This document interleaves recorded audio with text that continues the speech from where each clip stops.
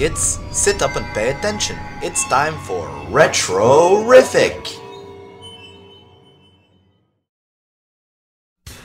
So hello and welcome finally to Series 2 of Retrorific. We are finally getting around to our Matrix video, which has been long delayed, basically because we ran out of time to do it before the summer.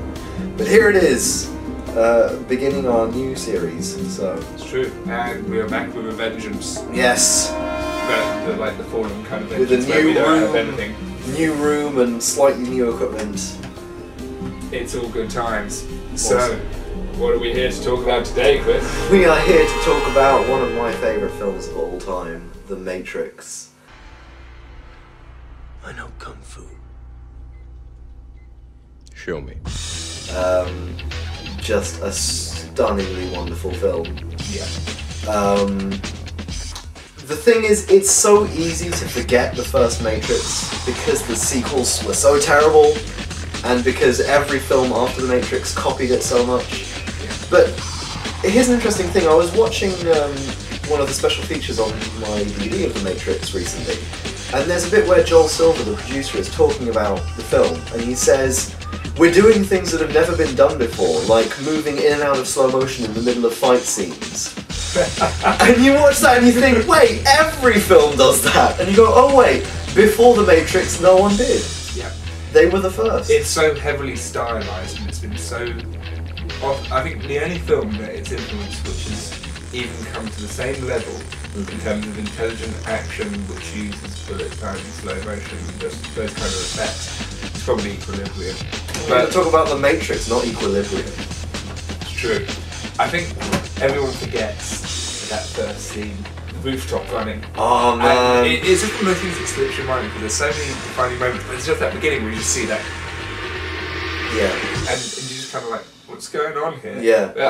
I don't understand what's going on. But the thing is, I think the thing that lasts with you, you do have that visual impact when you watch the film. Yeah. But the thing that actually lingers with you is a message, I think. Yeah.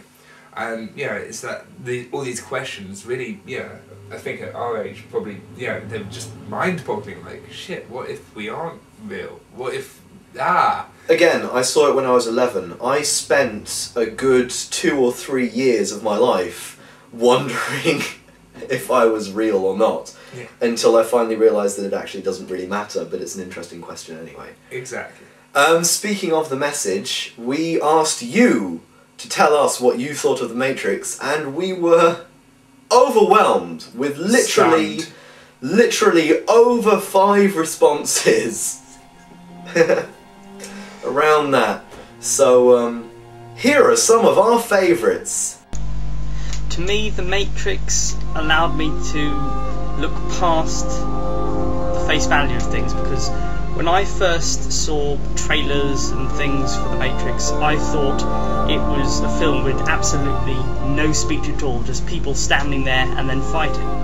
But obviously it's so much more. It is essentially a question.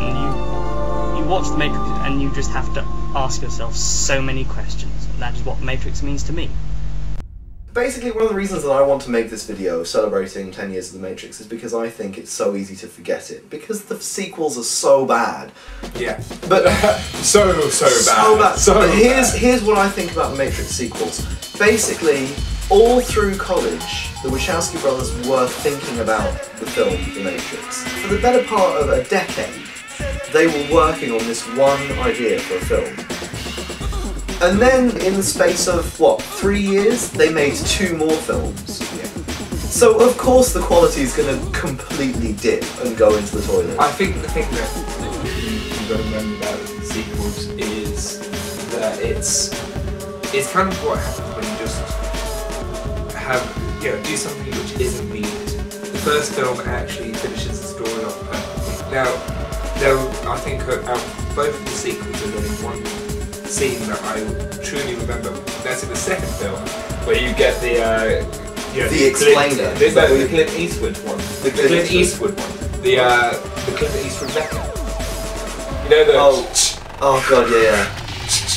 It's just one of those like that was cool though, but it just wasn't needed, and that sums up all the sequels.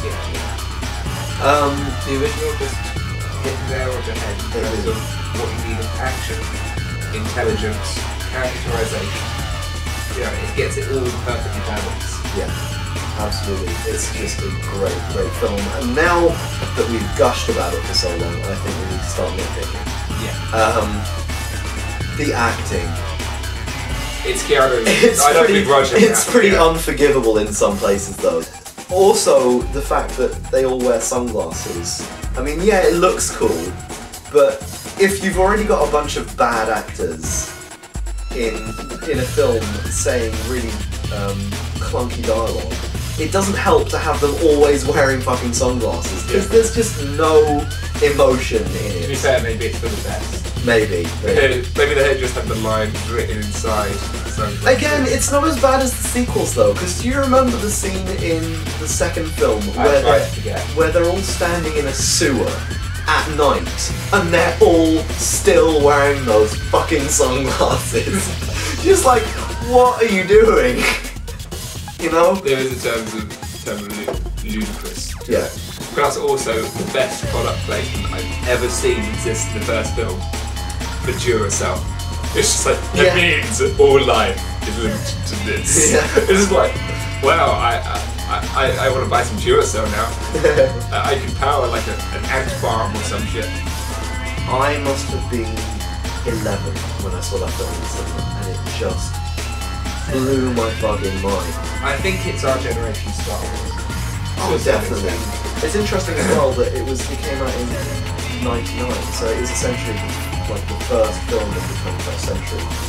Yeah. It started a lot of the trends that are now There's so many films that I think we can look at and just go, this wouldn't exist for this without Matrix, this wouldn't exist without Matrix.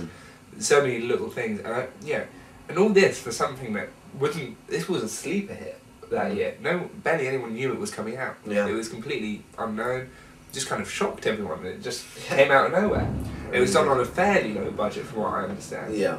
I forget what it actually is. But yeah. Well, for a big blockbuster it was a very low budget. Had very little promotion, it was literally word of mouth. Yeah, it's one of the biggest DVD sellers of all time. It's one of the first It started DVD. Yeah. It is just such a shame about those bloody sequels.